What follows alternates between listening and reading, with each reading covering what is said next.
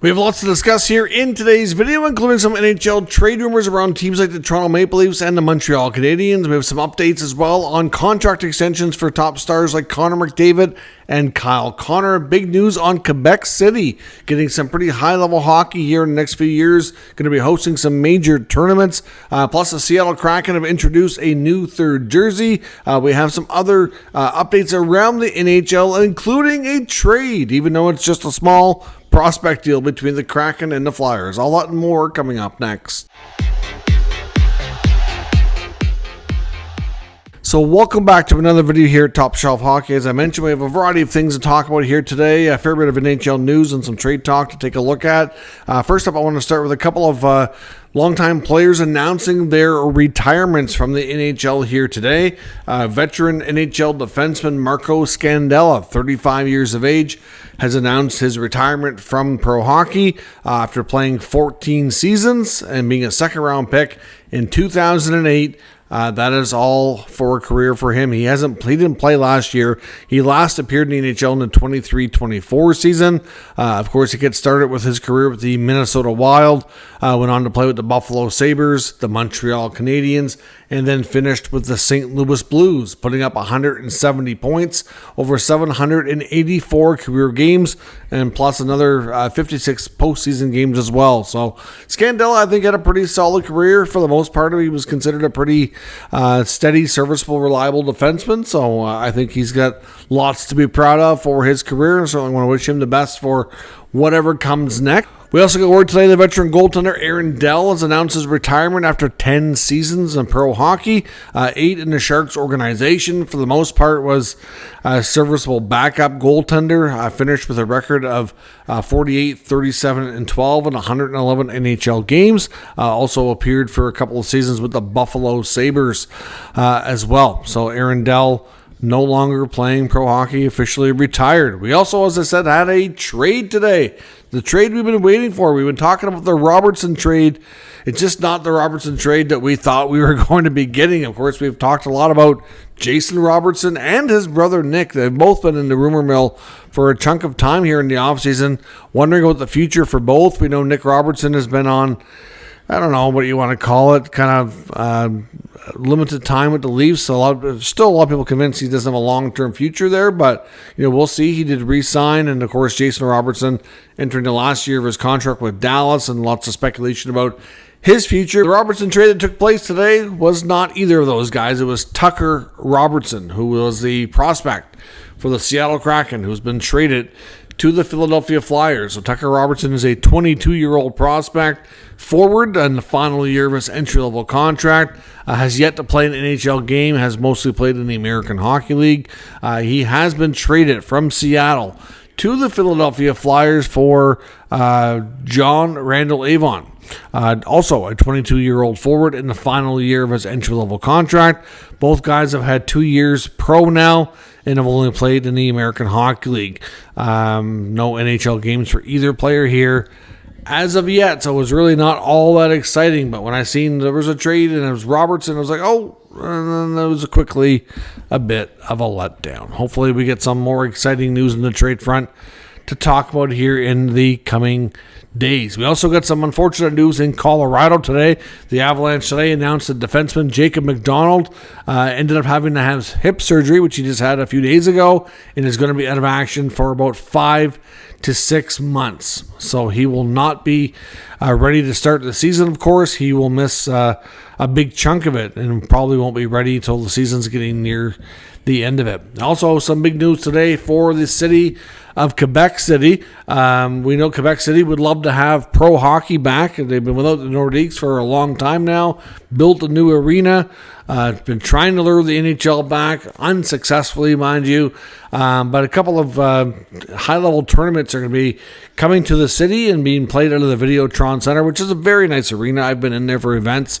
Quite a very nice facility. It would be great for NHL hockey if it could ever happen again. They've had exhibition games, but that's as close as it's come. But Quebec City will be hosting the 2027 Women's World Championships. So I know that's usually the Women's World almost always comes down to Canada and the U.S., but still some pretty high-level hockey. And it will also be hosting the 2029 World Junior Championships, which is always a fun tournament over the Christmas break. So certainly some pretty big tournaments coming to Quebec City here over the next few years. So hopefully, I know they'll have no problem with selling tickets, and they'll have no problem filling that barn in the Videotron Center. I think there's a secondary arena partnering with them. I think it was Trois-Rivières, if I'm not mistaken. So we'll see. But Quebec City, good news for them on that front. The Seattle Kraken also announced a new third jersey today for the first time in their franchise history. They have more than just their home and away standard uniforms. It's been a lot of new jerseys coming out here as of late. This one is certainly, I think, very well done. Obviously a darker jersey, and it glows in the dark, which is, I don't know, it might be cool for their entrance when they wear them, but during gameplay, I don't think obviously you're really going to be able to see that unless the lights mysteriously go out, but it is a cool feature nonetheless. So they, like the Kraken do, of course, they are very good at the social media videos and the theatrics, if you will.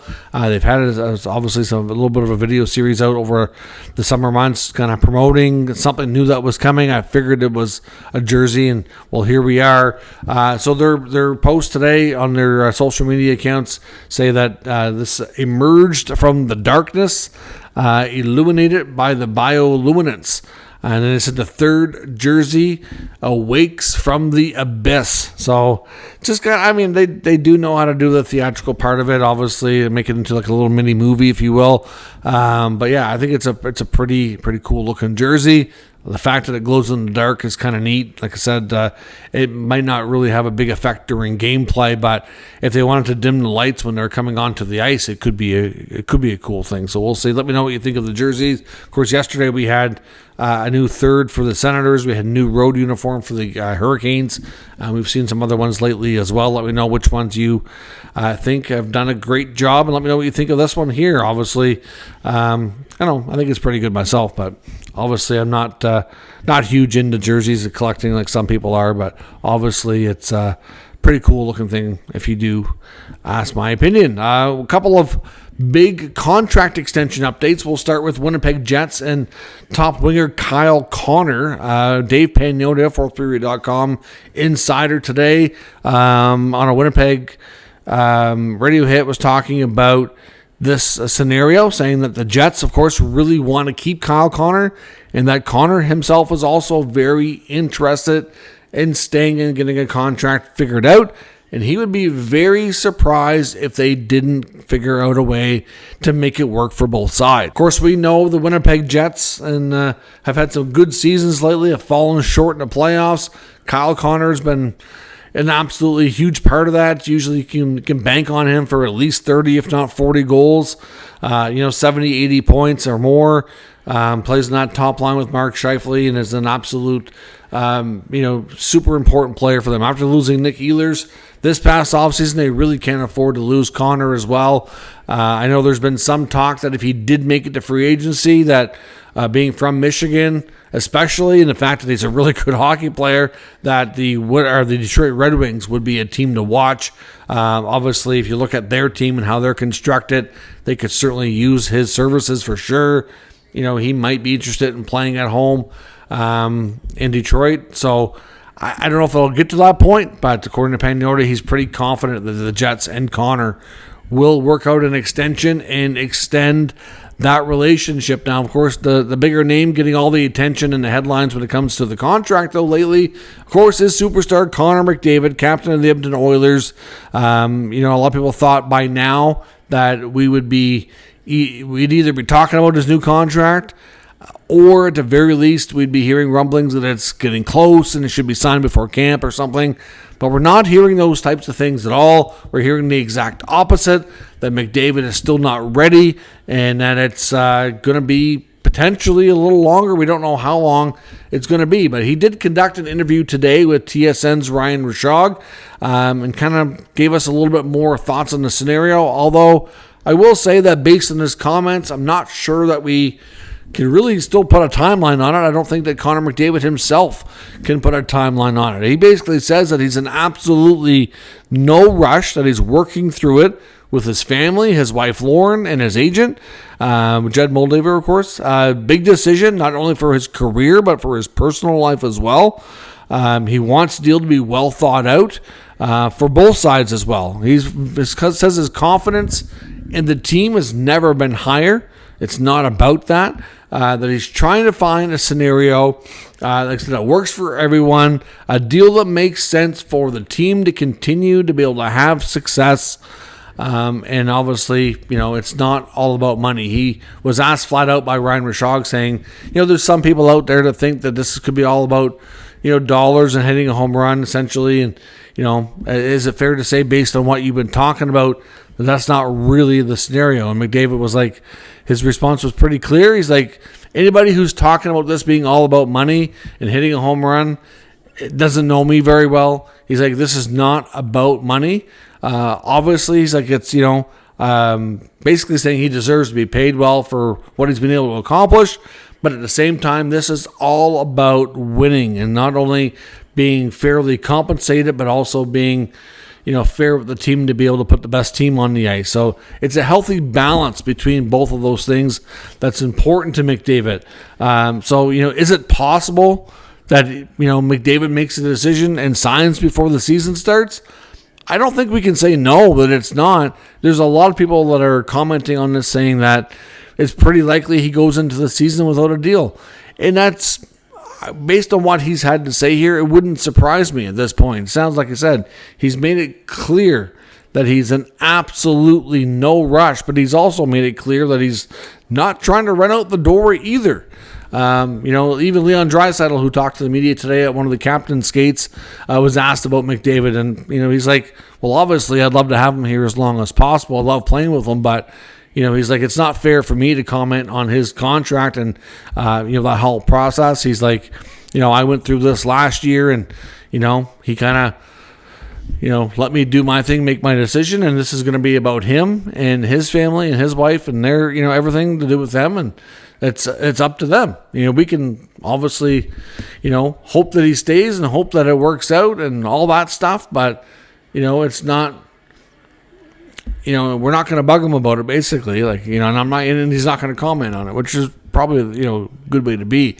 So we'll see. As far as McDavid goes, I think anything and everything is all on the table, and as soon as they find that right deal, it'll get done. But I do have the utmost confidence that it's going to get done. I know Bob Stauffer, Oilers reporter, was on quite a rant on his latest show about Toronto media making this about Connor wanting to eventually go to the Leafs here, and that, because he's from Ontario and grew up near Toronto, that he really went on a rant saying how basically the game of hockey doesn't revolve around Toronto, and that he's sick and tired of hearing that kind of stuff, and that everything doesn't revolve around that, basically. So a lot of people are confident that this is going to get done. It's just no clear timeline.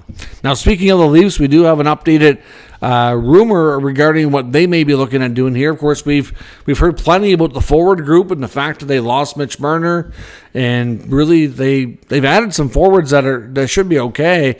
Michelli has an opportunity to bounce back and be a good addition. Nikolai Waugh has a good chance to be probably like a number 3 center for them, and be a good bottom 6 guy. They've added Dakota Joshua, who most likely will be a third line player, but could elevate at times. But obviously none of them are on Marner's level, right? Michelli is a playmaking winger who, if he bounces back and plays to the best of his ability, would be out of all the new additions, the one that would play the similar style and have the best chance, but not really anywhere is going to be a 100-point player. So there's been lots of talk that they still want to add to the forward group, but James Myrtle of The Athletic had a new update today regarding some additional moves they may be looking to make on the back end. Now, a few days ago, we talked about the Leafs reportedly having interest in Utah's Mikhail Sergachev, and that Howard Berger was the reporter, or I'm not sure what to refer to him. I mean, he is a connected guy, but I don't know if he's really a reporter per se, but he's had some interesting scoops over the years, but not always, it just depends, right? Like some of it's been good, some of it hasn't been. But he's the one that had the Sergachev information. And, well, I mean, as much as that kind of makes sense, it would be a big asking price, and you wouldn't think they'd move Sergachev or make a move for Sergachev without moving Riley out, and that would be hard to do. So, I mean, the fact that we now have a rumor from James Muriel suggesting that the Leafs want to add another puck-moving defenseman. So that kind of fits the same kind of topics that Berger was talking about, but I'm not so sure that it would be a guy's high level of Sergachev. So he says that they want to add some more offense. They want to add another puck mover back there, which means that they would be looking to move out one of their more defensive guys. So, outside of Riley, there's not, I guess Oliver Ekman-Larsson is decent, but, you've got Carlo, you've got McCabe, you've got Benoit, so I'm not sure exactly who they would look to move. Tanev's there, obviously. I can't see them moving Tanev. They just got Carlo. I wouldn't think they'd want to move McCabe either. I mean, and I know that they do like Benoit, but I mean, I understand if they want to add a puck mover, that they do have more guys that are known for their defense and their offense. So we'll see what they end up doing. Clearly, I'm not really sure who would be the guy they would move in that sense. It would probably depend on the defenseman they're targeting, and of course what the other team would end up accepting in return. But we've heard Carlo's name out there a little bit earlier in the offseason. So I don't know. I mean, he's a big guy, right shot defenseman, defensive minded. They just got him. I don't know that they really want to trade him. But I know McCabe's the guy that's been there for a little bit now and seemed to be somebody they really like. And Tanev just signed there as a free agent last year, so I don't see that happening. So it's either going to be Benoit or maybe or Carlo to me, but I'm just not sure that Carlo makes sense there. So we'll see what happens. Obviously, the Leafs have to find the right deal before they get further into that, but it is possible we could see a Leaf defenseman trade, according to James Myrtle. And another update is on the Habs from Marco D'Amico, talking a bit about Kirby Dach, and just left some wondering with his comments if maybe the Habs could actually end up trading Dach. So basically his comment says that the Habs have all the confidence right now, lots of confidence, that Dach will seize the opportunity to be the number 2 center, at least in the short term. However, we know if they move the Carey Price contract and they get some more cap flexibility, that they will not hesitate to make another move if it feels that makes them much better in the long term. So the interpretation, I've seen a lot of fans chatting about this report online, saying that they feel like that kind of means to them, like if Dach could be like the placeholder, like given the opportunity at the beginning of the year, but he could be the guy that's flipped for an upgraded, more experienced number 2 center. They do have a lot of youth on this team. It wouldn't hurt if they did have another veteran guy around. I mean, some of the veterans on the forward group are guys that are playing in the bottom 6 and are basically going to be, like, as we looked at the season preview, probably in the 4th line, like Gallagher, Anderson. They're not going to be there forever and a day, right? They've got a few years left on their contract. Otherwise, even a guy like Jake Evans he's not really all that super young anymore. He's got a good amount of experience now. But like if you look at the upper part of the lineup, there is a lot of youth. You've got Caulfield, who's still young. Suzuki's even still fairly, I think he's about just 25, I think. Caulfield, Slavkovsky's young. Demidov's young. Dach is still relatively young. Laine's a little bit older, but, there's still a lot of youth there. And then if you look at who could be on their third line, you get Bolduc, who's fairly young. You've got guys coming up like Kapanen and Beck and these other guys. There's a lot of younger guys. If they had somebody who was more like in their later 20s or even 30-ish, like a veteran guy who could be a good number 2 center for even 2 or 3 years or something along those lines would be a great addition.